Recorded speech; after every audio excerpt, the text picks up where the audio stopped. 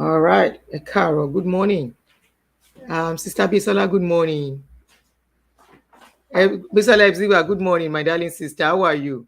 Yeah, thank you. Sorry, Sherry. I'm still trying to perfect my plan on this thing. So I welcome you to my platform.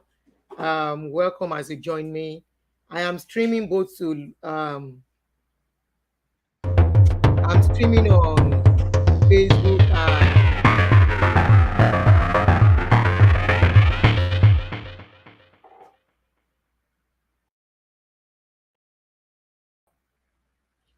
good morning. Thanks for joining me on this show. I am streaming on both Facebook and YouTube, and I'm doing this for a reason. Um, I'm talking on this issue, and if you see the topic I put there, I say before you invest, please watch this. This picture you are looking at, I want to make it brief. Please, ẹ me share a video, it's about join me. Ẹ kọ́kọ́ bá mi dá love bolẹ̀, people on Facebook. Good morning as you join me. Good morning, good morning. Momowumi, good morning. James, good morning. I'm greeting you. Please help me to share this video as you join me.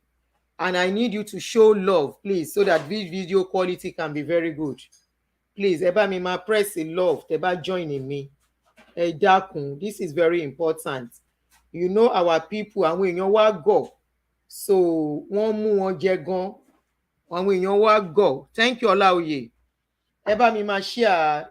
Ẹ bá mi share. Please help me to share. Not only to share, ẹ bá mi máa press a love on Facebook, please. I really need that love. Please keep pressing it. Keep pressing that love for me. Kekebi, good morning. Ẹ bá mi máa press the love yẹn. Very, very important. So I'm talking on this people, on this guy you are seeing. His name is Akorede Adeshino. This is his former company, Kiwis, and this is the current one, Cresto Vest. So I'm going to talk expansively on it this morning. So kẹ́ máa bá mi ká lọ ẹ jọ̀ọ́. Ẹ máa tẹ̀lé mi ká lọ. Ẹ jọ̀ọ́ ṣàrà jẹ́ kí n máa ṣe ní jẹ̀lẹ́ńkẹ́ bí ṣe ń ṣe so that I can do it well. These Cresto Vest people that you just saw on the page, they used to be Kiwis. I spoke about them very brief and fast some days ago, trying to create awareness about it. The guy, Korede Adeshino, is a pastor in Christ Embassy in Abeokuta, Oshiele. And he's been into this investment thing. Tó jẹ́ wípé wọ́n ti fi gbé owó olówó lọ to the tune of 10.8 billion. So I was able to speak to him. Some few days ago, I did a show on him. And I went to their page on Instagram. I went to put a comment down that you guys are back with a different name. This is the guy. He's a pastor in Christ Embassy. Good morning, Ermi Oduala. He has blocked you. He has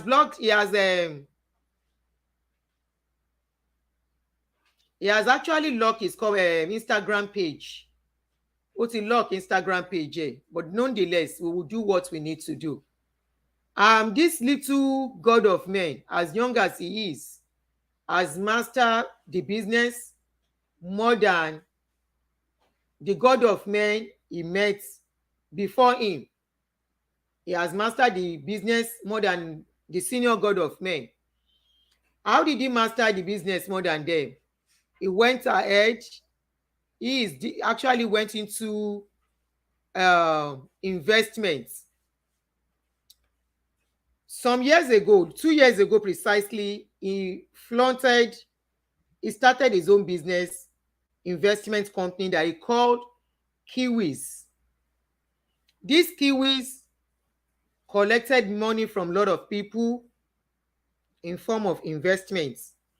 People invested in it, and few months after they invested in the money, in the company, story broke out. and they stopped paying people their dividends. He said, I spoke with him and I'm going to play his voice notes this morning. I recorded him and I made him know that I recorded him. But I didn't tell him I was recording him initially because this is about crime thing. I won't let him know I'm recording him so that he will not hide it. He will not hide information that I needed to get from him. Last week when I did the show, was it early this week? I went to their new page, Crestovest Investments. This is the Crestovest Investments. I went to their page to confront him and said, you guys are back with a different name. And whoever was managing the page contacted me via my DM and said, this is not Akorede Shina, don't mix it up. Akorede Shina is just a co-investor. In fact, he's not a major shareholder in this company. And I told him, I said, oh, thank you. You've only confirmed what I needed to know, that he is part of that investment of that company. And as long as he's part of that company, it cannot be trusted. So this guy said I should deal with Korede, and I think he contacted Korede by himself, and Korede reached out to me in trying to say, let me just read what he wrote to me. He sent me a DM, and in that DM, it was making me look like a bad person. So mo fẹ́ fún yín ní information, the DM is sent to me. Let me read it out to you. He sent me a very long epistle, but I wasn't interested. He said, good day. I was told you are trying to impersonate Crestovest page with your team. What is impersonation there? I only said, what are you guys crying? People trying to do again? You have gone to open another page. What's going on? And he said, I'm messaging you not to do that though, because it is clear you have the facts. You posted me severally last year, even though your posts were wrong and I did not respond. Not because it is not my desire to clear my name, but because getting things sorted and securing back my integrity is my goal. I heard you sharing, I know where Joshua is. Joshua Kayode was the chairman of Quintessential Investments. Quintessential Investments is linked to Korede too. Even though Korede is saying he doesn't know about Quintessential. This Quintessential went with 10.8 billion naira of people's money. He is just a 27-year-old boy, and he was able to swindle and scam people of so much money. You will be surprised that people in America fell victim to this scam. So he went on blah blah blah, and he said, and yes, let me confirm it to you because it is not hidden. I am part of the co-founder of Crestovest. In fact, he said he's co-founder. In fact, from the findings and the interview I had with him today, he is the owner of Crestovest, but he's hiding so that people will not know he's the owner of Crestovest. Kiwis, which is the first investment company he was handling, started in Abeokuta. Now, a lot of people in Abeokuta, their money is stuck with him. So instead of staying in Abeokuta to continue the operation, he went to Ibadan. He changed the name. So he shuttles between Ibadan and Abeokuta. He said, I don't know why you have issues with me doing another business though. I will be paying people back. Happen from miracle by sitting at home, by begging on the streets, or what is your desire to me? Because I am in debt. Not even in debt that I ate. The debt I'm suffering because someone frauded me. I should die, live the next 50, 60 years of my life under the bridge, poor and devastated, not make it again. From the information, not even from the source he was thinking I was getting his information from. Of course, I will never reveal my source of information to him and to anybody. The information I got, this guy, as young as he is, lives in a 4-bedroom duplex all alone. He is living so large. Ẹ bá mi share video yìí. You know his target àwọn people yìí ni àwọn your mother, my auntie, your auntie that are not so educated. Share this video so that people will get hold of it and call their families in Ibadan. His base is in Ibadan right now. So he moved to Ibadan. This guy lives in a 4-bedroom duplex in Ibadan. Sorry, in Abeokuta. That is where he's living, and he's living large. In fact, I asked for the information of, wow, I just got another information. In fact, he's building an estate presently. This is the picture. I will put them all out when I am done. Ó ti ń build estate síbì kan. I just got this information now. Wọ́n ṣe send it sí mi.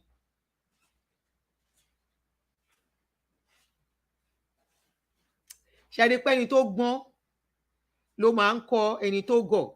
Ẹni tó bá gbọ́n máa gbọ́n títí láíláí. Ẹni tó bá gọ̀ ó máa gọ̀ títí láíláí ni. So ó ti ń kọ́ estate pẹ̀lú owó olówó. Wọ́n ló ní ibẹ̀ lòun ti fẹ́ máa dá owó padà. In fact,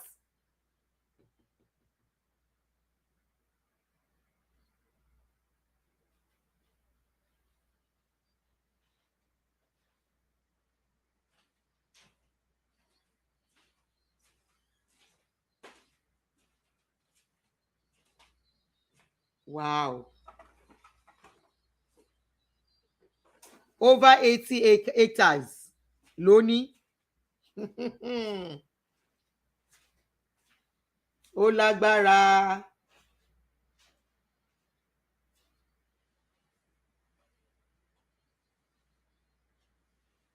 Mo fẹ́ san iye tó ń san. I want to tell you how much he's paying for the rent ni o. He's paying close to... Okay, I should get somebody to share the story on Twitter. Thank you very much, Olawunmi Lasisi.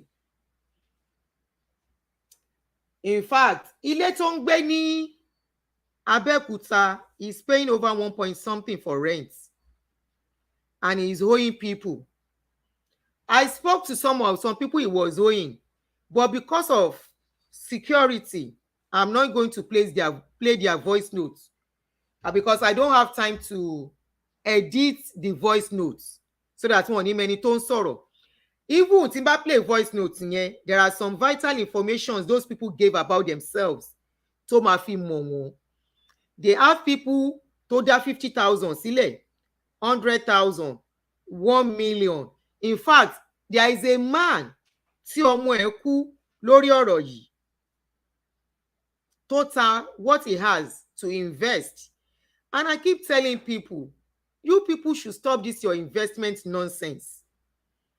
Ẹ jẹ́ ká gbọ́ voice note tọmọkùnrin yìí tí mo discuss pẹ̀lú ẹ̀ láàárọ̀ yìí. Kẹ́ wá gbọ́ kọ̀tànkọ̀tàn tó ń sọ ní àárọ̀ yìí. Ó fẹ́ rope èèyàn kan mọ́. So that was why I did a 3-way call. Mo ní mi ò ní dá gbọ́ ọ̀rọ̀ yẹn. I don't want to depend on messages because messages can be doctored.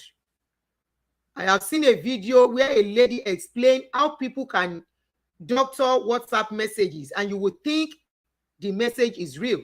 So instead of relying on messages, I called him and I called one of my informants. I said, okay, 3 of you. Actually, the guy is not only an informant. The guy's money is stuck there. His friend's money is stuck there. There are some people that I know that the guy knows too, that their money is stuck there. So they are dragging the guy. They want their money back. So I called the 2 of them and we did the 3-way call. When he saw that I was getting in, wípé mo ti mú òun bó ṣe kúrò lórí call yẹn nìyẹn. Immediately he left the call. Ó lọ block Instagram ẹ̀. Ó lọ block Instagram page ẹ̀. But already I have the information I needed. So I am putting it out there for people to know. Cresto Investments is the same as Kiwis, which I want to believe stands for Korede Wise. I want to believe that Kiwis stands for Korede Wise. It is still the same investment company. Sogundogoji. Wọ́n máa gbá yín gbẹ̀yìn ni. Someone spoke to me this morning. She said she only worked with him for 3 months. All the investors that she brought, none of them has been able to collect a dime. And all the money when she calculated was over 3 million naira. What these investors do, all these people calling themselves investors, what they do is to collect your money, and they will use it to go and acquire landed property somewhere that people will not know, and they will keep it there. Sherry, I don't want to talk about God of man anymore, like I used to say. This guy is a God of man under Christ Embassy. Abeokuta is the pastor in Oshiele branch, in their Oshiele branch in Abeokuta. A very young guy. Is on Facebook, even though his comment section is logged on Facebook too. His full name is Akorede Adeshino. I'm going to show you his picture again. Keridada. Even though I will still post it, the live doing it as a show works better than posting.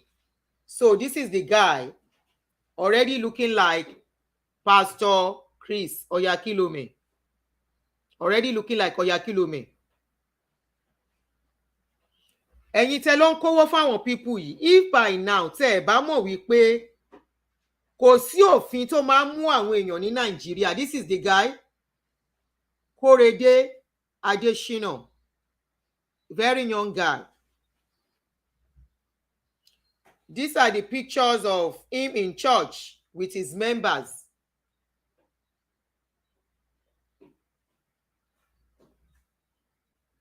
These are the pictures of him with his members in his church. He is a God of man. So these Kiwis,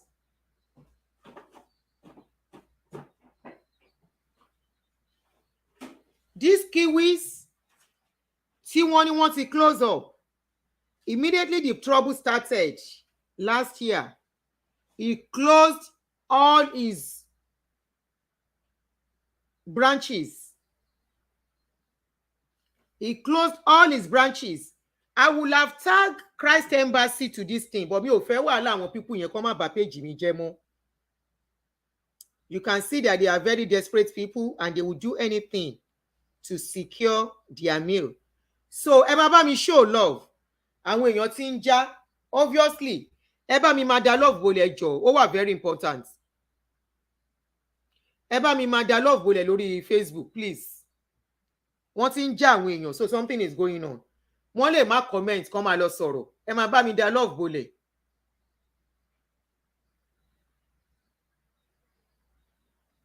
Èmi ò ní fowó ra viewer. Nǹkan tí mò ń ṣe ó make sense. Mi ò ní sanwó lórí láti fi get viewer. So this is their new company. Crestovest.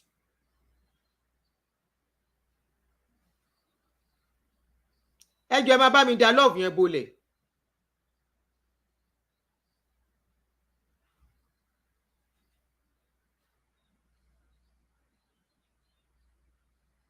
Why do I call him God of man? That's the people that are on my page, they understand why I call them God of man. I don't want to call them who they are. I don't want trouble. This is him. Ọmọ kékeré tó ti ń jayé in his office.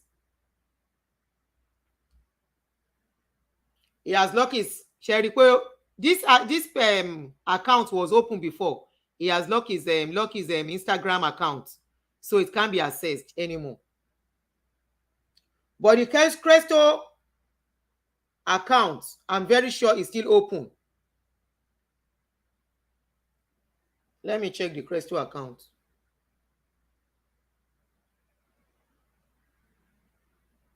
It's still open. This is it. This is their page on Instagram, Crestovest NG.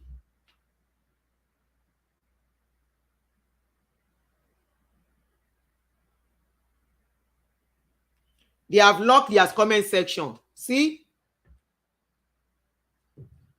Want to lock the comment section one? We don't have a government that will fight for people.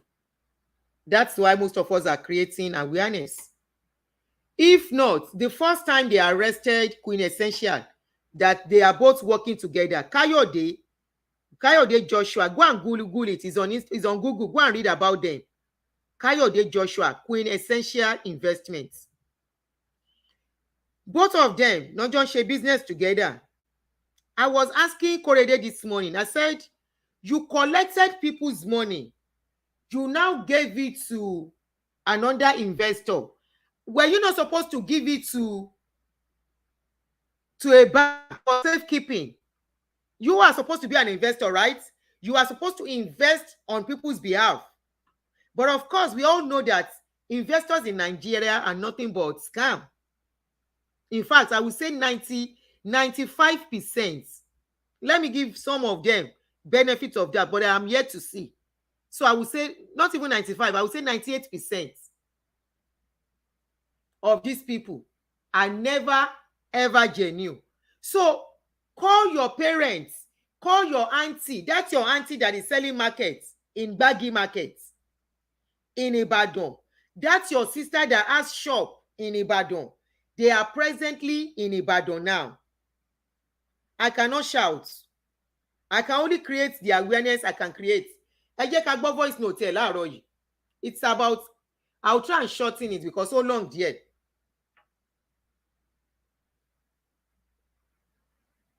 Ṣóhun lele.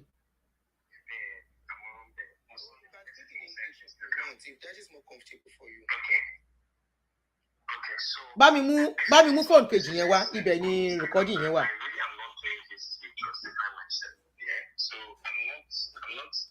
He needs to be arrested. They have arrested them before and they left them again.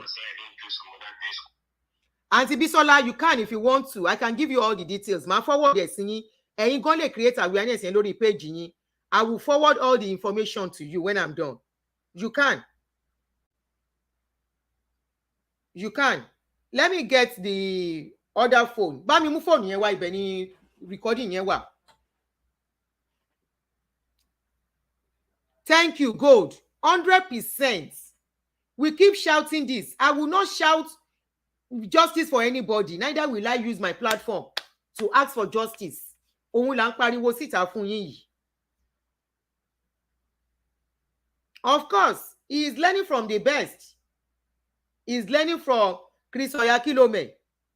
It is not today that people are selling houses to go and give Chris Oyakilome. It is not today. Kí ló wí ọkọ mi? Wórí kíní níbẹ̀ yẹn, ọkọ̀ wo bedroom. Ọkọ̀ wo nu báàgì mi. Mo lò ó sí ohun mo fi record ẹ̀. This particular somebody said a lot of people are abroad. In fact, there is a lady in abroad. She said she gave $30,000 for this. So these people, these same people,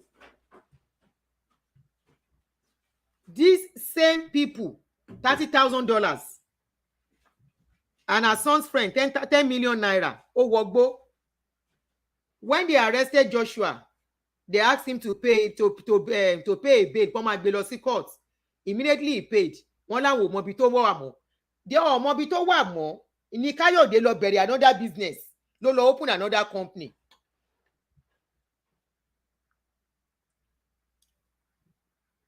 Ẹ jẹ́ kí n play voice note yẹn. Àwọn èèyàn tó ń lọ la máa bá wí.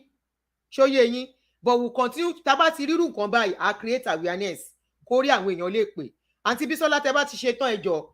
My inbox yín. I will forward everything to you. I have all the details and everything. Àti voice note tí mo gbà.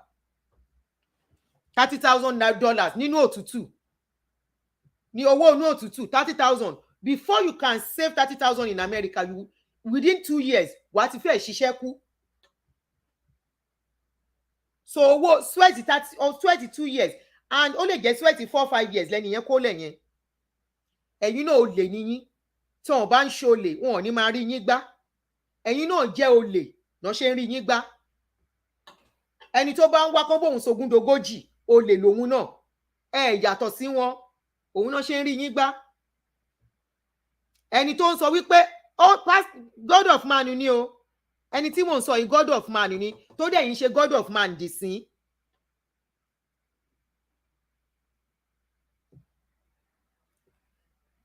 Oliroti, that case just went down the drain. I know that case too. People came out, they scream, they shout. Up till now, no dime. Wọ́n san kọ́bọ̀ fún wọn. Fáwọn tó ń lose owó níbẹ̀. Wọ́n ò rí one dime. Wọ́n ò rí gbà. Ẹ jọ̀ọ́ máa bá mi show love. Ẹ jọ̀ọ́. Mo mọ̀ pé wọ́n lè fẹ́ máa ròyìn in between. Ẹ máa bá mi show love. Ẹ mọ̀ pé wọ́n fẹ́ kí page yìí dúró. But a máa manage ẹ̀ bẹ́ẹ̀. The other one tí mo tún ṣí mi mọ̀ nǹkan tó ṣẹlẹ̀ mi ò dé wàhálà yẹn ti pọ̀ jù, so I'm done. So mo fẹ́ play voice note yẹn. Okay.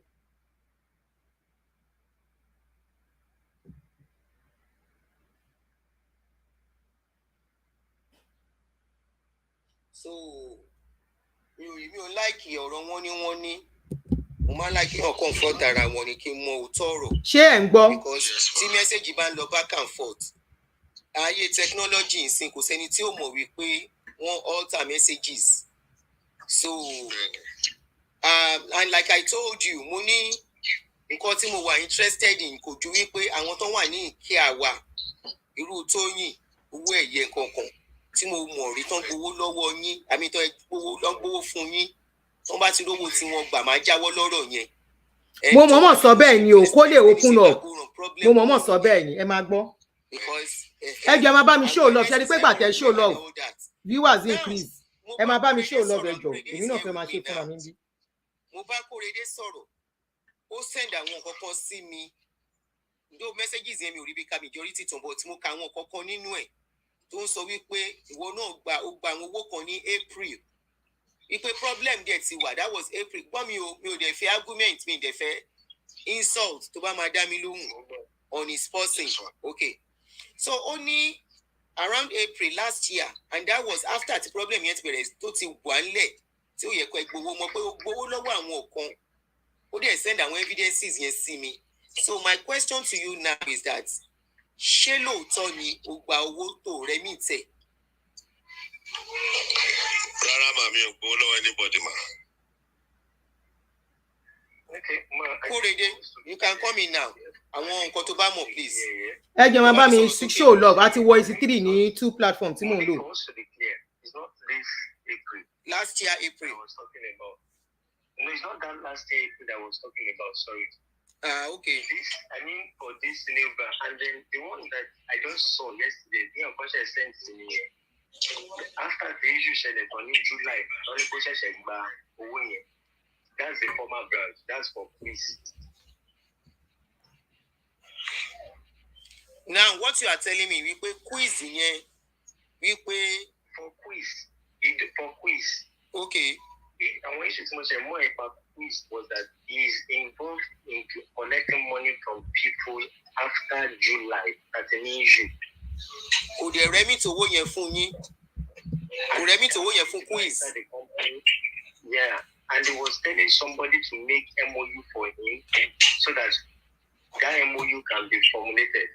And then how I knew again was that the issue to the issue after he sent that thread and he started all of the things he was doing this month, he sent a list of people that we have to pay. So one of the staffs that is working with me in the backup, and that one forwarded it to me. And of which that list is totally wrong. And not that it's wrong. He even shot himself by adding his own name with the money that does not, that it is his own investment that does not exist also. Kóredé, ṣé ẹ̀yin ò ní list àwọn investors yín lọ́wọ́ ni? No, I need gbogbo ẹ̀ pátápátá. In fact, it's with the lawyer. Ó wà lára nǹkan tó wà on the court. And then list here, we have with their transaction record bí àwọn tó kó fàṣì wá bí káṣí ẹ̀ ṣe wọlé bí àwọn tó jẹ́ transaction bí transaction ẹ̀ ṣe wọlé because bí yẹn wà nínú compiled list money for 2 months ní editor mi àti assistant ẹ̀ fi wà ní ilé mi ní last year to do this particular thing, this list, because I'm afraid something like this was going to come up. And even from that July to now, I want us someone because we use our own list. I want us to support payments. So we are using my list with me. You cannot come out and say that I have one MOU because anybody can be computer literate to complete any MOU. So we use our list, we use a proof that we have to pay anybody. King or Okay, so when we now as when I think the one is the one sorrow I'm not even about the one with this. I know that about that stage we are definitely going to consider either truth or life. About some penny, I shall proof, and yes, I must submit because I said I even told Mike himself. I said when we are getting payment, I'm not going to go through any stuff. I'm going to go through the investor. Let me try and fast forward it. He was trying to say the guy that I was talking to, that guy too collected money from people after they started having problem and did not remit the money. So that was what prompted me to do the 3-way call. I said, okay, I'm not going to rely on messages being sent. Three of you, 3 of us. Oh yeah, let us talk it one-on-one. So the arguments went back and forth. And the guy said, no, he never collected any money. That all the money he collected are with them. And he has the list. That should be they have manifesto where they keep all the list and they have system. And I asked in the conversation, I said, don't you people have a system where you store the database of your customers and investors? He said they have. I said, okay. God bless you, Oliroti. I'm still going to play the rest of the conversation. So I now said, but it's a very long conversation, almost 30 minutes. So I don't want to waste your time because some of it are not relevant as far as I'm concerned. Because at the end of the day, between their conversation, I was able to establish, Sherry, Emma, show love. At the end of the day, I was able to establish a fact that he was only trying to rope this guy. Why? Because this guy refused to work with him again. The guy initially agreed to work with him. When I now asked that, why did you agree to work with him in Cresto? That guy said if he did not agree, he would not know where their new company is, which makes sense. He said if he had not agreed, he would not have known that he was going to start another company in Ibadan and he would not know the office. That why did he stop? He would have continued that working with them if he wanted to. And at the end of the day, all of them will be eating this thing together. When I spoke with him again after that, he said, but mommy, my family members too invested in this thing. His friends, they invested, and I know 1 or 2 of his friends that invested. In fact, there are about 4 that calls me auntie, mommy. So they too invested in this thing. So they've been fighting since then because of this money. He said their monies are stuck in that place. So if he doesn't follow him and pretend he wants to work with him, how will he know the office they were going to? And I said, okay, you did that one very well. So he got the office. When he got the office, that was when I was alerted. So Korede went on and said he is planning to pay people back. And I will now forward to let you know his plan in paying people their money back. Ibi tíjà ti bẹ̀rẹ̀ láàrin èmi àti ẹ̀ láàárọ̀ nìyẹn tó fi cut off on me and went away. So I will let you hear his plan on how to pay people back. Let me just fast forward.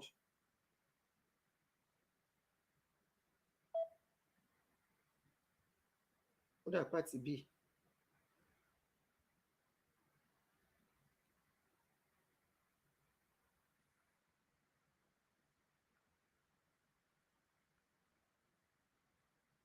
Okay.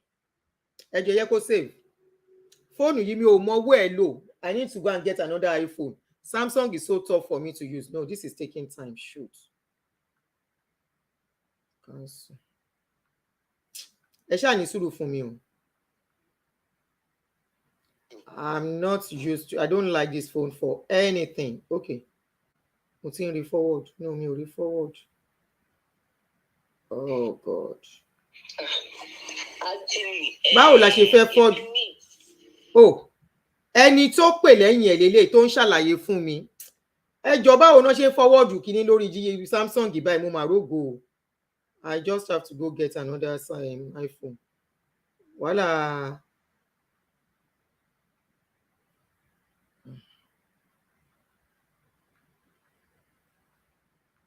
Ká ní iPhone ni mo ti ṣe.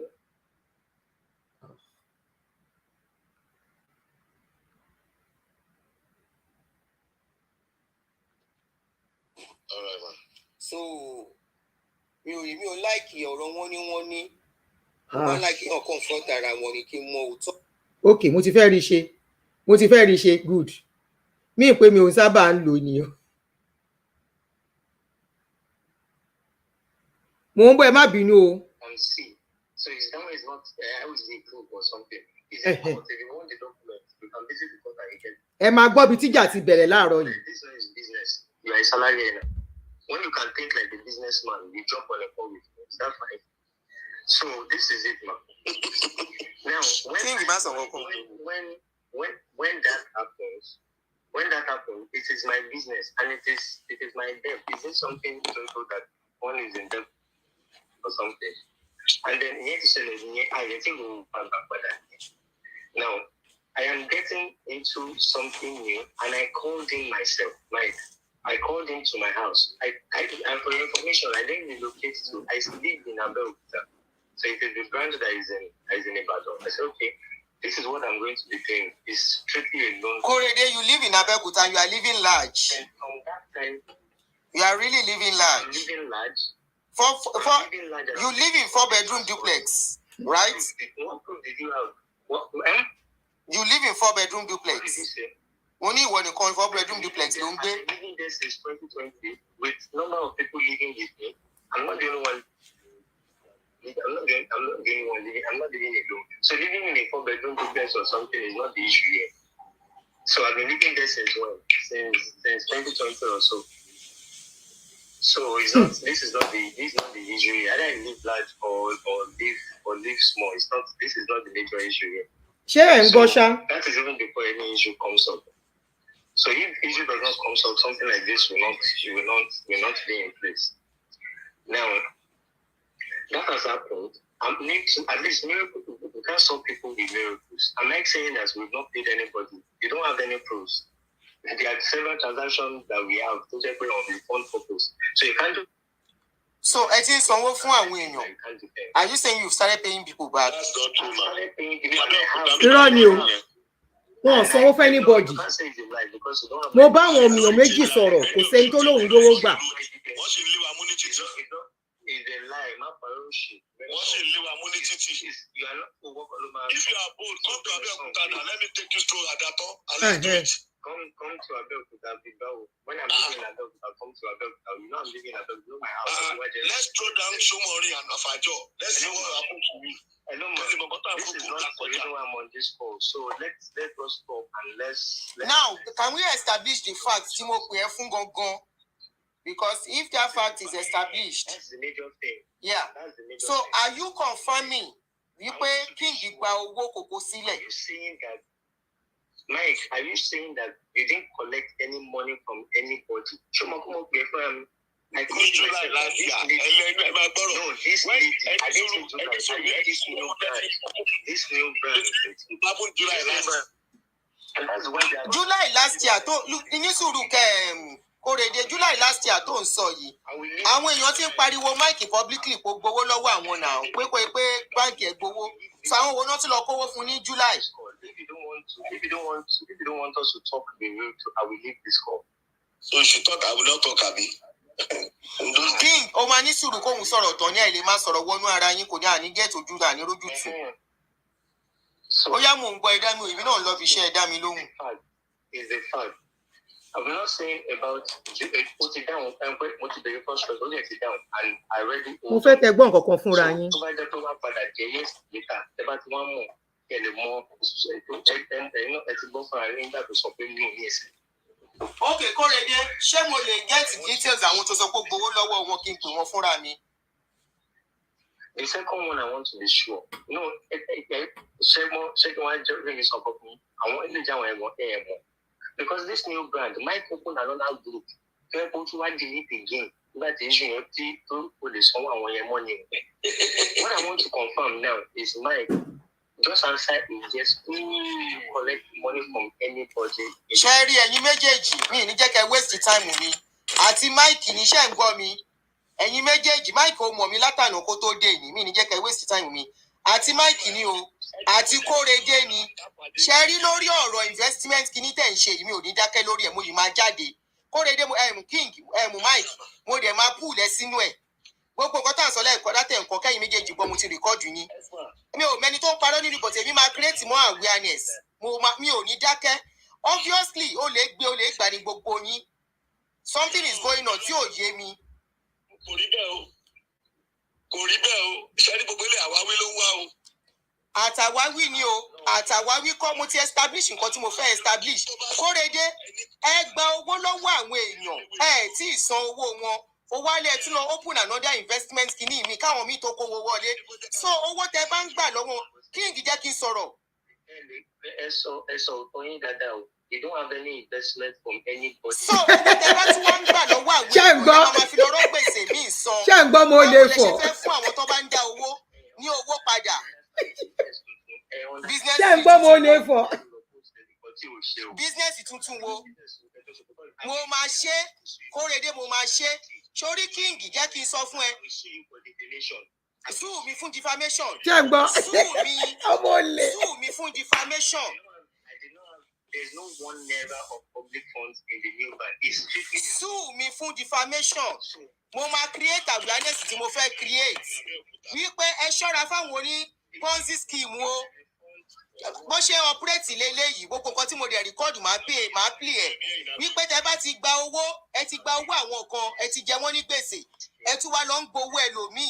Owó mi tẹ́ ń gbà yẹn lẹ máa lọ fi rọ́ gbèsè tẹ san. Báwo lè ṣe wá fẹ́ rówó wọn san? O bá kúrò kò kúrò.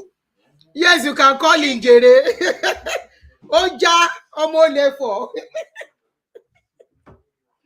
Ìgbà tó rí pé mo ká òun, how can you say wípé owó tó fẹ́ gbà ló fẹ́ fi san àwọn owó tó jẹ? So tó bá tún gba owó èyí tẹ́ gbà tẹ́lẹ̀ kí lẹ fi ṣe? Owó àwọn èèyàn tẹ́ gbà níbo ló wà? Níbo lẹ kó sí? Ó wá nínú wọn tẹ́ fẹ́ máa gbà yìí ló fẹ́ fi san gbèsè tó wà nílẹ̀. 1 301 454 9415. Ìgbà tí ọmọ lè fọ̀ torí pé mo bọ́ọ̀sì bọ́ọ̀bù lòun ó já ó lóun ò bá mi sọ̀rọ̀ mọ́ òun máa sue mi fún defamation. Nǹkan tí mo fi defame orúkọ ẹ please go ahead. Tó bá ń wò mí Adésínà because ó dà pé òun follow mi because for you to know wípé mo ṣe show fún ẹ last year mi ò dẹ̀ tí pull it down that means pé òun follow mi. Now that you know tó ti mọ̀ pé mo ṣe show fún ẹ tó dẹ̀ mọ̀ wípé mo yìí wà lórí ẹ̀ wípé mo ní mi ní jánu sue mi wá lọ sọ nílé ẹjọ́ bóyá àwọn tó jẹ lówó ó ti sanwó wọn tó tún fẹ́ lọ gba owó mi. Owó tó gbà initially ń bolo kó sí ìyẹn là ń béèrè. Lady kan tí mo bá sọ̀rọ̀ lélẹ́yìí kò tiẹ̀ sí pé à ń ṣe bójúbójú gbogbo àwọn tó dẹ̀ ń sọ̀rọ̀ nǹkan kò gbọdọ̀ ṣe wọ́n. Mo máa play another voice note. 3 million 3 million níbo nìyẹn wà? Ó wá ló tún fẹ́ gba owó mi. Gbogbo ilẹ̀ tẹ́ra jọ ń kọ́. Ilẹ̀ tẹ́ra ń kọ́. Hello. Báwo ni sweetie? Àlàáfíà ẹ kúrò lè máa. Kásán díà. Ṣàlàáfíà ló wà. Àlàáfíà. Àǹtí ẹ ṣe fún kíní awareness tẹ̀ ń ṣe.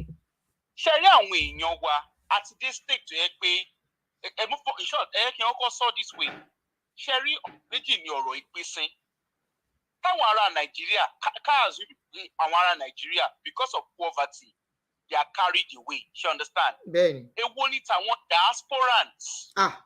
Tó yẹ pé you live in a country, in short, kò sí ìlú tí yàn ń gbé outside Nigeria tó easy láti rí owó. Ah. Kò sí ìlú tí yàn gbé outside Nigeria. I'm yet to see o. Tí yàn gbé outside Nigeria tó yẹ pé owó tó yẹ pé ó easy. Ẹ bá ń share. Mo ń gbọ́ ẹ̀yà mi. Ẹ share ẹ̀. Torí àwọn kan yìí gọ̀ nílùú òyìnbó. Our gọ́tà ń gbé labroad. If there's nothing, it's the bills. If you understand the way bills work abroad, kò sí owó kankan, the way their system is designed. Tí yóò bá mọ̀ bó ṣe ń ṣe, tí yóò bá live within their means. Wọ́n design system yẹn kẹ́ save. They want you to be on. Money won't design system one for people to save. Exactly. Because if you don't know how to live within your means, if you're not careful, no matter how much you are earning, you will be lucky to have, if you pay pounds, you will be lucky to have £500 in your account at the end of the year. Benny. If you are not careful. Because your bills are there. Mortgage one bed, motor one bed. Because anybody to buy one low, you don't say, òun ra mọ́tò cash, okay, bóyá àwọn cheap accident cars, fine. But if you want to drive a good car, and when I say a good car, because labroad, we don't live in luxury. Benny. We live based on necessity. Within your means. And that's something. You live based on necessity and within your means. Mm-hmm. Nigeria nìyàn ti ń ra mọ́tò, tẹ́ máa ra mọ́tò mẹ́wàá, tẹ́ máa kó sínú garage. Benny o. Ní abroad o, níbi tẹ́mi ní nǹkan tẹ́mi mọ̀. Labroad. Insurance. To buy one car, it costs you.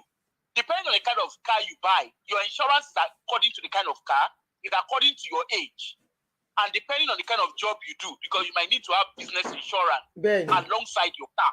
So all of these things are not cheap. Níbi tẹ́mi wà ní UK, a máa ń ṣe MOT mi mọ equivalent ẹ̀ lọ́dọ̀ ti yín.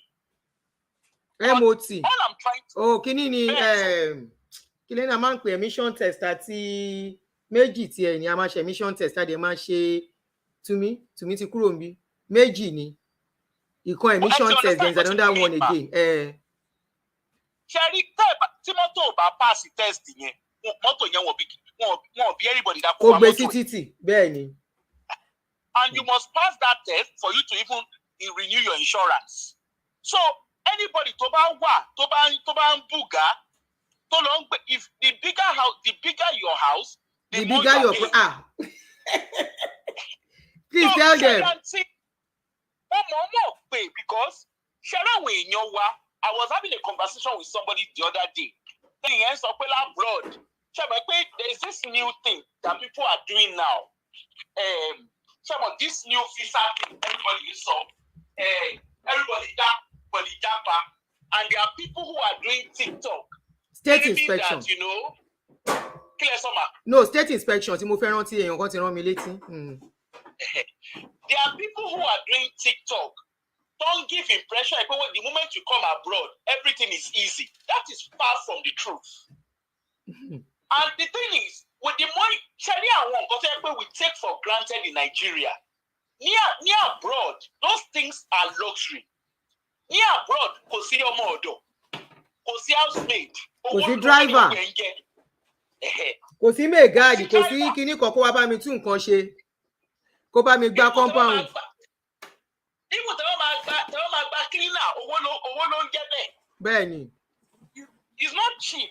So people just need to know. And the reason why I am breaking all of this down, because we realize pé a ṣe ní audience lórí page wa bá ṣe ní àwọn Nigerian audience náà la ní àwọn tó wà ní diaspora. Bẹ́ẹ̀ni.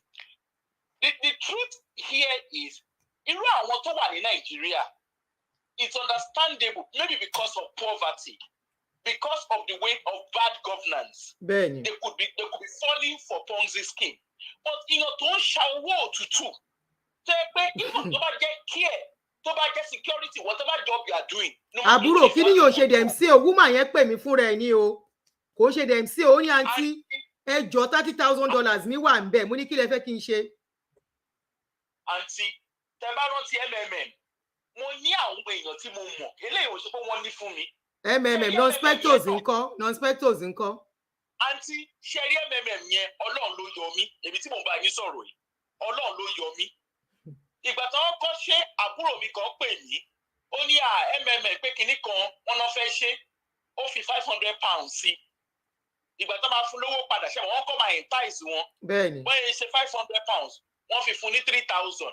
So èmi náà wá wí pé àbí kémi náà gan sẹ́rí mọ́ ni Ọlọ́run ló yọ mí. N bá lọ sẹ́rí mọ́ ìgbà tí wọ́n máa ṣe turn wọn tó wá lọ kó kà ń fẹ́ ṣe second turn tí mo ti ń wè pé àbí kí n consider àǹtí bó wọ́n ṣe wọ voicemail nìyẹn. Ọlọ́run nífẹ̀ẹ́. Ọlọ́run ló yọ mí. Mo mọ àwọn èèyàn àǹtí mo mọ àwọn èèyàn tó yẹ pé wọ́n wà ní UK bíbí ẹni tó kó £10,000 sílẹ̀ kó 10,000. Ẹni tó kó 20 kó 20. Àǹtí mo mọ a particular person pé very close to me tó lọ release equity ilé ẹ̀ of over £60,000 tó kó sórí MMM.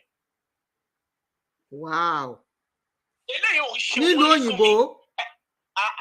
Ẹni release equity ṣe mọ̀ pé tí ẹ mọ equity rẹ pé tí ọba ṣe good page ó release equity ilé ẹ̀ £60,000 ó kó lẹ̀ fún MMM.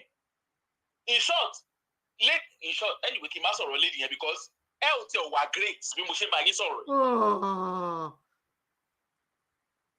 Ọkọ̀ ẹ̀dẹ̀ wọ́n ní ẹ̀ngbà yẹn ó náà they are doing it torí ọkọ̀ ti ṣe the first one tó ṣe ní 5,000 tọ́rí ipò 15,000. Mo dẹ̀ sọ fún báyìí mo ní ẹgbẹ́ ọ̀nà báwo lè ṣe ń ṣe kínní ten kówó lẹ̀ tó ń fún yín lówó free money because anybody tó bá gbé láàbùrọ̀ tó máa pé there's no free lunch in America. Bẹ́ẹ̀ni o. So everybody knows that there's no free lunch. Now irú àwọn so on that basis. Are people not learning from the no, they are not because particular wọ̀nyí last year ló ìṣẹ̀lẹ̀. Mo rántí pé wòyí last year náà ni mò ń sọ̀rọ̀ wọn. Tí mo pe màmá Kórèdé tán ní kò sí nǹkan táwọn lè ṣe. Joshua ní owó wà. And I was asking. Auntie, even kẹ́tọ́ ṣẹ̀bẹ̀rẹ̀ sí raise awareness. Ṣebí this same Christ Embassy ní làwọn èèyàn gbé placard. Yes. Just a few years ago, làwọn èèyàn gbé placard. Àwọn pensioner wà lára àwọn tó gbé placard. Now, anybody, ṣẹ́rí àwọn tó wà ní diaspora, they are even the ones I have problems with. Àwọn tó wà ní diaspora tó kówó lọ sí Nàìjíríà because ní diaspora, they are laws guiding financial investments. So you can't just make returns anyhow. Then now think of you living an organized society to go and invest in Nigeria. Tí o sófin. Dúró náà, even tó fin bá wà, even this MMM something, that guy tó ń arrest ní Russia, kí ló ṣẹlẹ̀ sí? Ṣé wọ́n pa ni? Ẹ mọ̀ kó tó ṣẹlẹ̀. Ṣẹ́rí ní Nigeria is a country where you can wake up as a poor person in the morning. And be rich overnight. Bẹ́ẹ̀ni, correct. And in the afternoon, overnight ti jìnnà jù. In the afternoon, you become rich. You become a millionaire. Correct. And nobody is asking you questions. The next thing we see is you have people, bloggers and brown envelope journalists doing publicity for you. Bẹ́ẹ̀ni. Oníyàn kan mi ìfẹ́ dárúkọ lórí page nǹkan mi torí page wa mi ìfẹ́ anybody destroy ẹ̀ mọ́. Oníyàn kan tẹ́ pé ṣé few years ago ṣé last year àbí 2 years ago ló ṣọdún owó lórí ìyẹ́ ẹ̀ tó lọ ṣe òkú ìyẹ́ ẹ̀ tó ṣọdún owó tó ń gbé màálù tó ń ṣe gbogbo ẹ̀. Yet everybody think it is normal fún nǹkan tó ṣe. Today is the baby that everybody is dancing around. Bí gómìnà ṣe ń tẹ̀lé làwọn pastors ń tẹ̀lé làwọn publicity náà ń tẹ̀lé. Ẹ ti mọ̀ yẹn tí mò ń sọ àti. Mi rò pé mo get clue yẹn. A lè sọ̀rọ̀ off camera. À sọ̀rọ̀ níta. Ṣé understand? Ó lọ sí ìyá ẹ̀ tán dá màálù tán ṣe oríṣiríṣi tán pa íńtánẹ́ẹ̀tì rẹ̀. Ẹ ti understand? So all I'm trying to say is we have come a long way. For us in the diaspora, ẹ jẹ́ kí orí wa máa pé. Owó òtútù, owó snow, owó summer. Ẹ wò bí summer ṣe rí. Nílùú òyìnbó, you don't just wake up one morning and decide I don't want to work. It doesn't work like that. Because your bills tells you whether you will work or not. Bẹ́ẹ̀ni. And we don't have that luxury because in the Western country, time is money. You can't just take my time. Àwọn decoder ayé tí ń decode ẹni yẹn. Èmi náà rò pé òun ni, but I wasn't too sure. But àwọn ìyá decoder kan, àwọn decoder ayé wọ́n ti ń decode. Àṣà orúkọ wọn lórí page wa. Dárúkọ o, bẹ́ẹ̀ ni.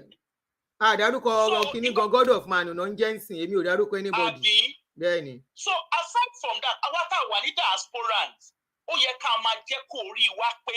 Àná rẹ̀ mí kò wù mí kí n jáde ni mo rántí pé mo máa máa sanran kíní ní next week owó ilé máa due kí á ní mo dìde. Àǹtí ẹ wo èèyàn tó kó 30,000 lẹ̀ ṣebí èèyàn tó ìmọ̀ nìyẹn. Imagine. No, apart from that, there's another guy. One young man kan mi mo bóyá young person ni, but man nìyẹn. Wọ́n ní ẹnìyẹn 10 million ló kó lẹ̀. So ìyẹn lọ bẹ́ẹ̀ àǹtí. Owó yẹn lọ o, ó lọ o. Let's now come to Nigeria. Let's now come to those in Nigeria. In Nigeria, yes, there's poverty. But in continue try to understand it, how did we get to that stage? So yeah, we are now craving free money. How did we get to the stage when we are looking for you either get rich quick owó tí ò tí tó nǹkan ó wá lọ ń kó lẹ̀? She understand? Okay, ẹ wo voice note they play. But when you say sorrow, anybody with common sense, would you not deduce that person in question has no understanding of business? Wọ́n ní ọ̀tọ́ máa dáṣọ fún yàn. Ààrẹ là ń wò. Wọ́n ní ọ̀tọ́ máa dáṣọ fún yàn. Wọ́n yàn kó máa wo tara ẹ̀ ná. Ẹ tún wò ó lọ ń gbé ní 4-bedroom duplex ní Abẹ́òkúta. It doesn't matter where. He's living a luxury life. Bẹ́ẹ̀ni. And yet he doesn't think he needs to explain his unexplainable wealth and luxury life. Because he's living in a country where nobody questions your wealth. Like you just said earlier. Then àwọn tó lọ ṣe investment. I am very, very sure some of those who invested money in him, they are probably they are not educated. I'm sure they are educated people in their midst. I'm sure they are professionals. Young graduates are involved. Tó yẹ̀ṣẹ̀ ń ṣa owó jọ, àwọn náà kówó lẹ̀. Àwọn yẹn náà dàbí àbúrò sí mi tó ń sunkún sí mi lọ́rùn pé kí n gbọ́ nǹkan tó ṣẹlẹ̀ sáwọn o. Tẹ́mi fi wá pé Mike wá ń bí. Wọ́n ní wọ́n ní marketer. Báwo ló ṣe jẹ́? Àwọn náà fún mi ní nọ́mbà Mike, Tẹ́mi fi pé Mike. Àǹtí ṣẹ̀rẹ̀ pé marketer náà, òun náà máa gba commission tiẹ̀. Then ṣètúwárí àwọn èèyàn tó lọ invest. Would you not even find out? Okay, they tell you to invest, you will make 100% return. Irú business wo ló ń jẹ́ bẹ́ẹ̀? Kò yé mi o. Èmi náà máa ń béèrè o. Èmi gan máa ń béèrè o. Elon Musk náà tó jẹ́ the richest man on earth. Kò lè sọ pé òun ṣe business with 100% investment. Not even Bill Gates. And in a short period of time, one within 3 months, you bring 50,000, you collect 80,000. Ṣé ẹ̀yin lẹ sọ̀rọ̀ short ẹ ṣáà ti sọ story yìí fún wa tẹ́lẹ̀ ṣe business ẹ ṣe piggery business. Ṣé ìgbà tẹ́ ẹ ṣe business àǹtí within years how many years tẹ́ fi bẹ̀rẹ̀ sí rí proper return?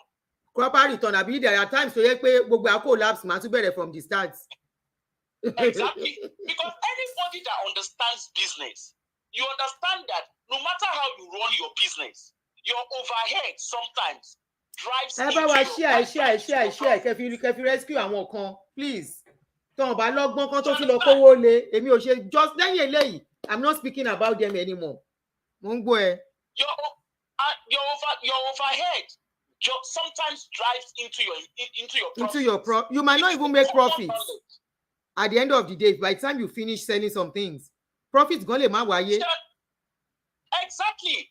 So the thing is, in the midst of all of this, okay, then even the guy gan tó lòun ṣe investment, bóyá ó brand or bóyá ó rebrand, bóyá whatever tó ṣe. The thing is, iṣẹ́ wo gbogbo lòun náà ń ṣe. That's another question. Thank you for this very valid question. Iṣẹ́ wo ló ń ṣe? So ẹ kó wá bá anybody pé òun ṣe investment àwọn èèyàn dẹ̀ ń dá lóhùn. And how long has he been investing? How long has he been in that business to show the profit he has made? Oh my God, so fún mi ni. Did you know what he told me?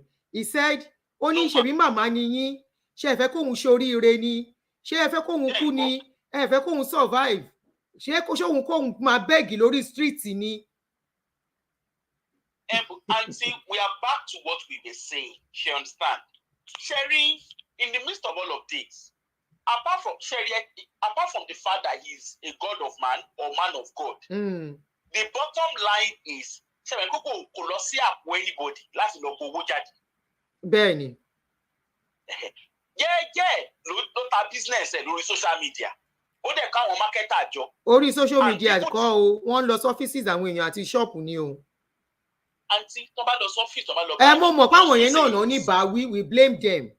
Like I told one of the last voice notes my playing scene when you are done now. I agree with you. Yeah. I agree. So what I'm trying to say in all of this is we all have to learn. If you work hard for your money, there's nobody that works hard for their money and throws their money around. When you work hard for your money, you are careful how your money is spent. And when you work hard for your money, you want to know how your money will be invested. You don't just invest anyhow. In your dash anyhow. You know, gullibility. No, don't say that. The gullibility, no. You know, the crave for multiplication, especially in a country where kò sí much chances fáwọn èèyàn, survival le. It's part of the reason. Agree. But the guy's intention is just to scam people. That is just the intention. And he has succeeded in one. Now he's back again. Auntie, but the thing is, why will he not succeed? Because we have a culture where everybody now, we have thrown our moral values in the bin. What we are focusing on now is prosperity. Get rich quick. God of man. God of man, that's in Nigeria. Nobody wants to know how you make the money. As politicians, they are not going there because of the best interest of the people. As a God of man and woman of man, none of them are going there. Olukalukuni is saying the easiest business to do is to go and pick a pulpit. Bẹ́ẹ̀ni. That's the easiest business to do. Bí babaláwo ṣe make owó tiẹ̀, náà làwọn ará ilé mi náà make owó tiwọn. So Olukaluku. How do one knows good and genuine investors? I'm not sure there is in Nigeria. I wouldn't advise any. Truly, I personally, I would never endorse any investor. I would never. Auntie Sherry, the truth is, an average person right now in Nigeria, I'm not saying all, because there's still some genuine people, but an average person, the first intention is how to scam. We have seen on this social media how people will come and say, they need help. From they need help. Thank you. From the stage of they need help. Not so I want diaspora and cash out level. Thank you. You remember one of the ladies, Timo, that help. Talong bottom so later pe social media nothing make owó jù nsìn. Truly the people in diasporas. Thank you, Akingbolade. You know, people are still making that mistake. And to wrap up, if you want to invest, before you do any investment, do your research. Because if you do your research, one day, I'm not saying that the fact that you do research, you will not want to buy you. But at least do your research. Know what you are investing in. Understand it so that when you eventually get in touch with whoever is selling investment to you, at least you know the kind of questions to ask. Look at the people selling the investments. Visit their company. Go and check about their portfolio. You don't just invest. And good investors will never promise you 100% return. It is impossible. But if it is too enticing, if it is too good, then you should know it is not real. Investment or I want genuine ones but they don't promise huge return. They don't promise huge profits. Auntie, Shebi, America lẹ́wà. The Western countries, wọ́n máa fún yàn ní credit card or anything, they will tell you read the tiny print. Bẹ́ẹ̀ni. You need to read the tiny print because I don't know is not an excuse. Before you go into anything, read about the thing. Study it. Ask questions. Don't be in a hurry to dive into investment. Don't be in a hurry to dive into anything. Do your homework well. Then àwa tá lágbàlagbà irú àwọn ìyá lọ́jà, irú àwọn màmá wa àti bàbá wa tẹ́ kó wọn kì í fowó sí bank. Ẹ jẹ́ ká máa try ká mọ̀ bá ṣe máa bá wọn sọ̀rọ̀. Kó understand pé ìyàn kì í kówó fún nǹkan tí yàn ò bá mọ̀. Because àwọn yẹn náà they are like people that people tend to target. Àwọn gan-an mú jù. Àwọn ìyá yìí náà dẹ̀ máa ń lówó lọ́wọ́. Exactly. So Ọlọ́run á tún máa kọ́ wa mọ̀ ṣe. Thank you so much. People need to learn. We need to start learning. Ẹ bá mi share video ìdàdà àti create awareness. Èmi ti create awareness tí mo fẹ́ create. Honestly, I cannot shout. Thank you, dear Oshegun. I cannot shout. I have created the awareness on this thing that a particular company called Kiwis Investment, they have gone to repackage and they are now called Cresto Investment. Be careful on this investment thing. Any investment, even if they look at people who are coming to you for investment before you do it, if you have to. Anyway, it is your money. Do it as you want. I have created the awareness I need to create this morning, and I think I've talked too much. It's getting to me already. Mo ti sọ̀rọ̀ tó. Mi ò lè pariwo. So, but before I go, listen to the last voice note I got from somebody else entirely. Tí òun go mọ̀, because I was able to get some contacts of people who are involved in this thing, this their scam thing, So I spoke to one of them. Ẹni yẹn dẹ̀ ṣàlàyé fún mi how her money got stuck in that place, the money of people and what she's going through presently.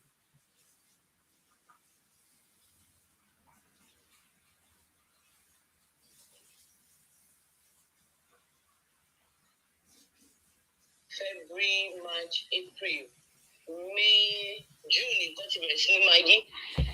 So that towards the layer period yẹn, he promised to pay people pé pé náà àwọn èèyàn tiẹ̀ ti dùn. Àwọn èèyàn tó ń gbé ládùúgbò mi, kọ́ dẹ̀ believe pé yes, the kind of person tí mo tiẹ̀ jẹ́ ló mú wọn ṣe.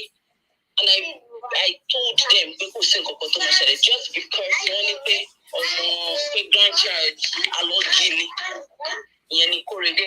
So mo dẹ̀ ní kò sí problem, so we continued. Kó dẹ̀ sọ investment, Kórèdé sọ investment. Owó ọkọ mi, I came here to hustle from Lagos. Nǹkan tó ṣẹlẹ̀ nìyẹn. Ọkọ mi ní bakery tẹ́lẹ̀. So things went so bad for him. Ó dẹ̀ tẹ̀ tí wá wà man enough láti wá sífẹ̀, láti wá ṣiṣẹ́. Ó wa bọ́ọ̀sì nífẹ̀ẹ́ tí kò lè ṣe lẹ́kọ̀ọ́ kọ́sọ́ ọmọ yẹn tọ́mọ̀ díẹ̀ ni. Mo dẹ̀ tí wá ṣàlàyé fún bọ̀bọ̀ ìpè kan jọ. Ó fẹ́ da ilé mi rú. Mo dẹ̀ tún sọ fún ó ní no problem. Pé kí n má worry, òun máa san owó. I called Kórédé's mom. Kórédé's mom was telling me wọ́n freeze account ẹ̀ bá kan pé EFCC ló freeze account. Ó ṣe investment. It is none of my own business. Ó yẹ kí EFCC tún wọ́n investigate ọmọkùnrin yẹn. Wọ́n ní EFCC freeze account ẹ̀. Wọ́n ní freeze account àwọn olówó tẹ̀ ń gbà kẹ́ ẹ̀ dáwó wọn padà.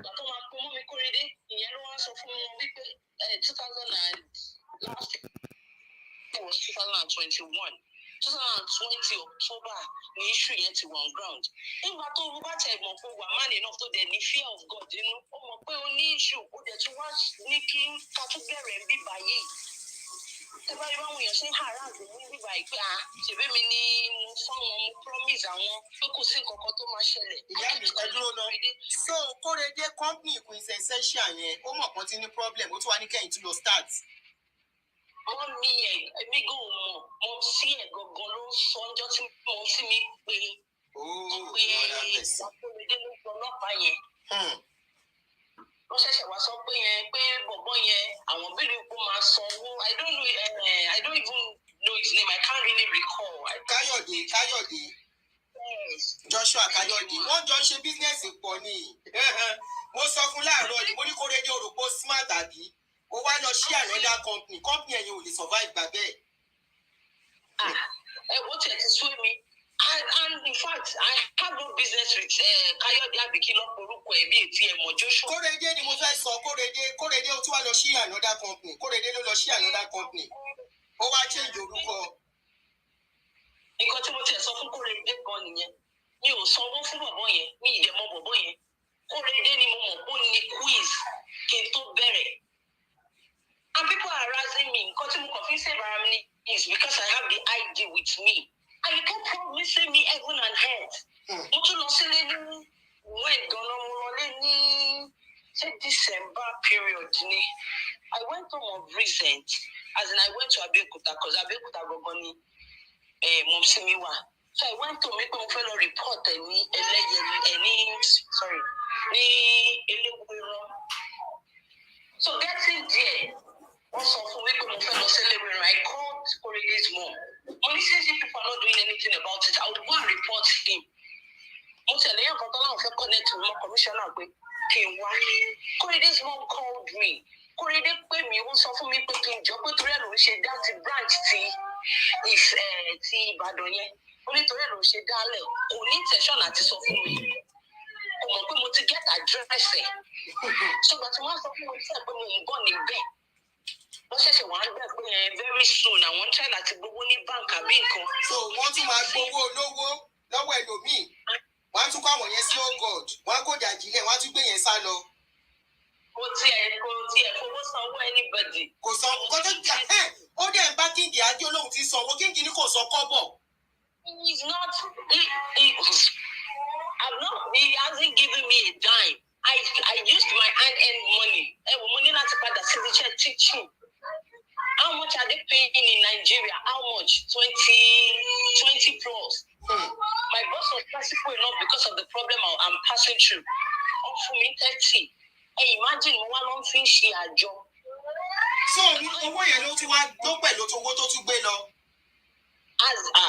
Wow. Àwọn pípọ̀ yóò mà ní conscience o. Nítorí àwọn èèyàn tó wà ládùúgbò mi, I had to go and collect 250 from someone. Ọkọ mi tó tún wá lọ ń kọjú ọmọ ọlọ́mọ tó wá sí bíbá ìwà máa ṣiṣẹ́ ló wá ń san owó mọ́tò mi everyday lọ bí iṣẹ́ olófin mi olúwẹ̀fẹ́ ra eléyìí màmá gbà lọ́wọ́ yẹn èmi ń ṣiṣẹ́. I worked for almost salary 6 months ni mo fi dá 250,000 naira padà. Owó tí mi ò ná tí kò tó dẹ̀ kò máa san. I need to protect my own name and báwo ni ọ̀ṣẹ́ gbé mi ládùúgbò and I'm this kind of person I hate embarrassment. I hate it. I had to collect that 250 and pay the daily savings. Tó kù lọ́rùn mi. Ní ti tèmi ni another place tún wà o. Tẹ́gbẹ́ lómi wá tẹ́gbẹ́ wọ́n insult ẹ̀ ń bẹ́ o. Tẹ́gbẹ́ true mi ló fi ṣiṣẹ́ pẹ̀lú ẹ̀ o. Kíngì náà sọ pé òun ò lè rìn ládùúgbò o. Ó lẹ́ embarrassment yẹn ti pọ̀ jù. Ó ti pọ̀ jù. In fact, lady kan tí kíngì mọ̀ yẹn ti ẹ̀ gbé kíngì sórí social media ní pólè ní kíngì. Ìyẹn ni mo ṣe bá wọn dá sí torí àwọn méjèèjì bí àbúrò náà jẹ́ sí mi. Òun ni kí ló dé kí ló fàjẹ́ yín méjèèjì. Nìgẹ́ yẹn bá pè mí ló bá ní mọ́mì nǹkan báyìí ni mo bá pe kíngì kí ló dé kíngì bá ní mọ́mì òun ò mọ̀ bó pé nǹkan báyìí ló ṣẹlẹ̀ kí mo lè ṣe findings fúnra mi. So ìgbà tí mo wá gbọ́ pé tí wá lọ sí ànádá wọn mo ní ó wá àwọn èèyàn tó ń jẹ́ ńkọ́ ìwọ wá ń sọ fún mi láàárọ̀ yìí ìgbà tí mo ṣe 3-way call ó ní wípé nǹkan tó fẹ́ ṣe ni wípé tó bá ti rówó gbà wàá lè fi sàwọn gbèsè tó wà nílẹ̀ ẹ tún máa kẹ́lò mi sí àwọn mi sí oh God kí ní assurance bó máa san gbèsè yẹn àbó máa gbówó olówó tún máa gbé sá lọ again. Ṣé tẹ̀rí mi tó tẹ̀ lọ ń promise tó fẹ́ jẹ́ kí ilé ọ̀tá mi dàrú tí lèmi ò ní dàrú kó tiẹ̀ bá mi kó owó tí mo gbà kí n san Kóredé yí mi. Àwọn bọ́ìsì ò lè kówó kankan sílẹ̀ o mo confront ẹ̀ láàárọ̀ yìí mo ní Kóredé mo gbọ́ pọ́n ní 4-bedroom duplex ni wọ́n nìkan ń gbé òun live large lórí owó olówó ibi tó ti dá ságídí nìyẹn ló bá kúrò lórí call. Ẹbí ò tí a mọ̀ pé èèyàn bẹ́ẹ̀ yẹn Kóredé náà sincerely but ọlọ́run ló mẹni tó ń sìn òun ní kí n sọ. Because ìyẹn rí as a pastor. Báwọn tán bá ti súnmọ́ àwọn tán bá ṣe bí pastor yẹn mọ̀ pé ó lè ní wọn ni. Business ni gbogbo wọn ń ṣe náà àti pastor ni o àti GO ni o business ló bá dé náà wọ́n ṣòro trust àwọn kan náà ṣòro trust jù. So kò wá kó fún yín ní nǹkan kan àwọn kan tí mo fẹ́ establish nìyẹn kò fún mi ní £1 torí ti tó tiẹ̀ tẹ́mi tó fi owó mi san kó bá mi tiẹ̀ tún gbé yẹn kí n dẹ̀ mọ̀ pé yes màá káwọn èèyàn wá bá another person ló wá insult mi ló wá embarrass mi lánàá lórí £50,000 and I told that one I cannot pay you £50,000 ohun tí ẹ̀ ní speak well àwọn èèyàn tó ṣe investment àwọn ní 300,000 400,000 wà lọ́rùn mi there is this man of a person tí mi lè gbàgbé kọ́lọ́ ń dẹ̀bà mi kọ́lọ́ ń ṣàánú máa yẹn ó lose ọmọ méjì just because of this money ó ta mọ́tò ẹ̀ ó ní kó tètè fi ṣe ọmọ ẹ̀ wọ̀ on admission ó lose ọmọ méjèèjì I called Korede's mom pé ṣé wà lélẹ̀ wọ́n ní àkòrí bẹ́ẹ̀ ṣàkọsí ẹ̀ mọ́ mi Korede yẹn gangan àwọn gangan ní problem ayé gbogbo yẹn bóyá bẹ́ẹ̀ jọ ń ṣe pọ̀ ni kò yé mi. wọ́n lè máa jọ ṣe pọ̀ kí màmá ẹ̀ máa bá ṣáájú. ó dàbí bẹ́ẹ̀ ó dàbí ọjọ́ ṣe ni cause tẹ́lẹ̀ tí Korede tẹ́lẹ̀ kò lè tó yìí bọ́ṣẹ́ nígbà tí mọ́mí ẹ̀ ti wá involve báyìí mọ́mí ẹ̀ máa sọ̀rọ̀ bí pé I don't know àwọn èèyàn kọ́ wá tẹ́ pé èṣù gbé inú ayé wọn ni ó ń gbé inú tí mọ́mí Korede. Anyway, I'm sure pé gbogbo yín ti learn bitter lesson yín from all this nonsense. Tẹ́ bá ní owó ẹ̀ lọ kó sí bank. Gbogbo àwọn pípù yìí, àwọn tó bá kọ́kọ́ fún wọn lówó náà máa fún lówó kán lè fi kó èrò wá. Ponzi scheme ní pyramid ni. Léèyàn kan wá kó di mẹ́rin. Owó yẹn á máa wọlé, á máa wọlé. Tó bá ti fún èèyàn kíní èké. Kò dùn kò pọ̀, ṣókí ló gbé oge. I have done my part in creating this awareness. Please do your part, share it, call your people, screenshots, and talk to your people in Ibadan, Abeokuta, Lagos, wherever, in abroad, because abroad people too, Nigerians in diaspora, they are falling into this thing. Call them, talk to them. That this particular company is still owing people money, but they have gone to open another company again. And they have a lot of hectares of land somewhere in, let me look at the address again. That they have refused to sell, at least to offset the debts, the money they are owing people. They are not ready to do that. And they are living large. One of them have run away with about 10.8 billion naira of people's money. I have tried though, èmi already àti máa ka justice if anybody o. Tọ́n bá ṣe nǹkan fún èèyàn, èmi máa fi wọ́n ṣe yẹ̀yẹ́ ni. Because once you can hear, once I have done my part in helping to create awareness, if anything, anybody they do anything to you, no concern me. Òun lẹ gbọ́ yẹn. Me, if I laugh, no say, woman, you nice.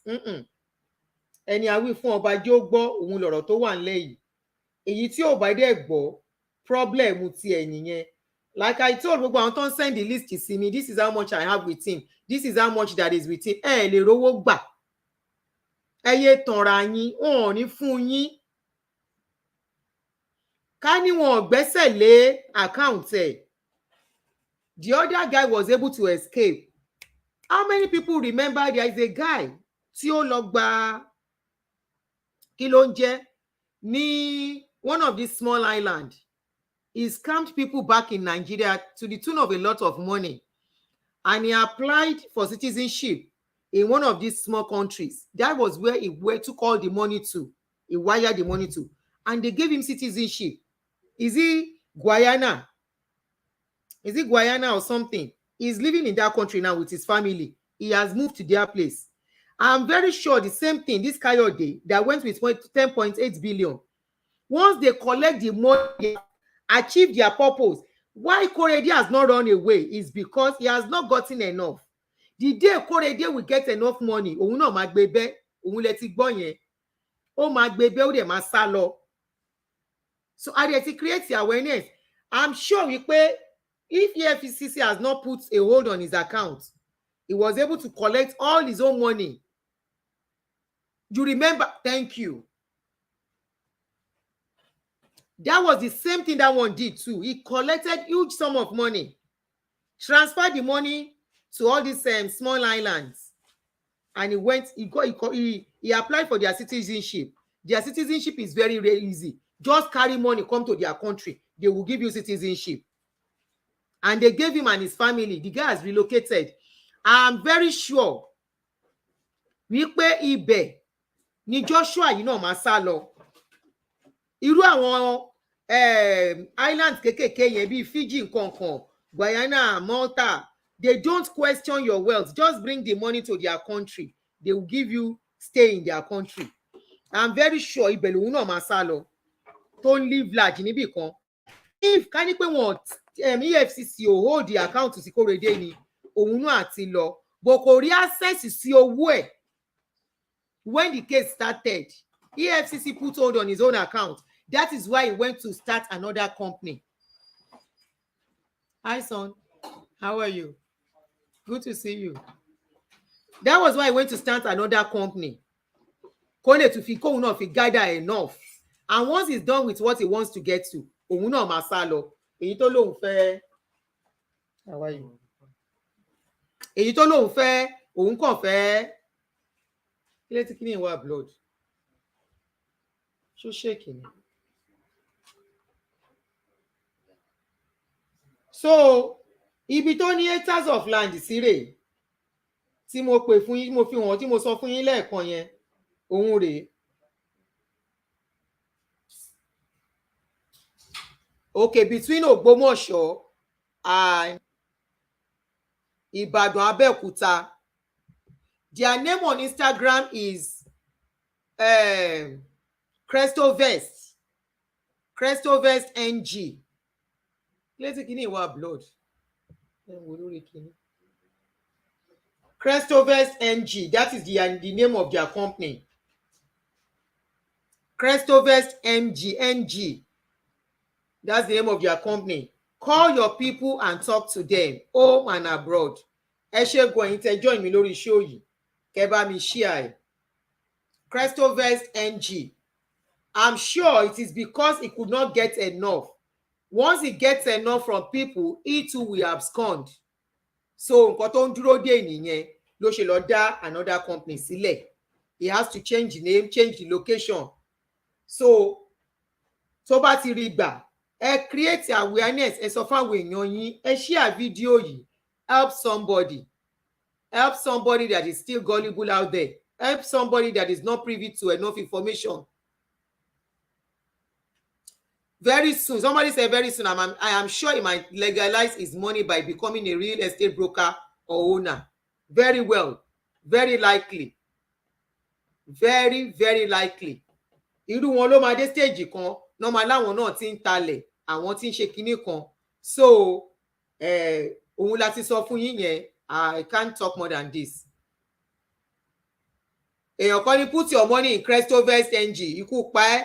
Bẹ́ẹ̀ ni o, ẹ jẹ́ ń gbé kinní yìí sí. Thank you, jèrè. Gbé owó ẹ̀ sí Cresto NG, ẹkún ló máa gbẹ̀yìn ẹ̀. Ó máa end in tears ni, kò sí rọ́ńbẹ̀, kò sí kinní lọ kábọ̀ ńbẹ̀. They were initially called Kiwis. But I want to believe that Kiwis is, you can't get them on internet. Wọ́n wà lórí Instagram, àfi tó yẹ pé bóyá wọ́n ń wò mí, because ó lóun follow mi, tó bá pọ́n ń wò mí. Tó ti, you can't get them on Instagram. They are there, ohun rèé. Ó wà ń bẹ̀. Private page ẹ̀ ló lock. Ó wà lórí Facebook gan. Crestovest.ng.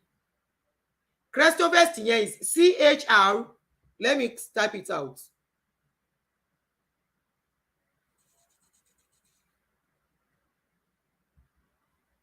Let me type it out by myself, kẹ́ lè rí. Ẹ jẹ́ kí n fi sí fúnra mi.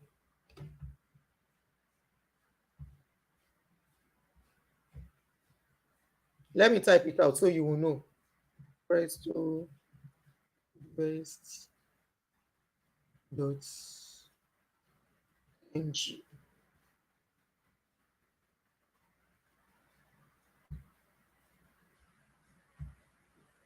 Òun nìyẹn, Crestovest.ng. Orúkọ wọn ni mo ti kọ yẹn.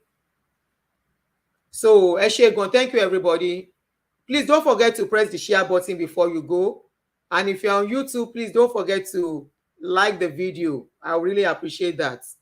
Thank you. Auntie Bisola, tẹ́ bá yìí wà pẹ̀lú mi, ẹ jẹ́ ká sọ̀rọ̀. I will give you the information so you can share on your page too.